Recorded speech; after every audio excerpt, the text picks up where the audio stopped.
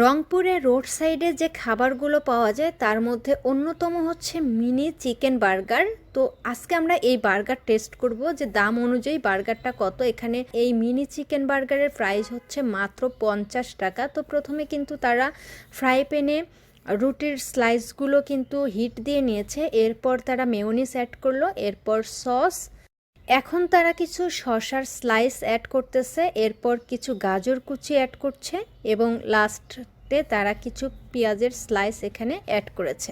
পাশেই দেখতে পারলাম এখানে চিকেন ফ্রাই করা হচ্ছিল। এই চিকেনগুলো কিন্তু ক্রিসপি চিকেন ফ্রাই।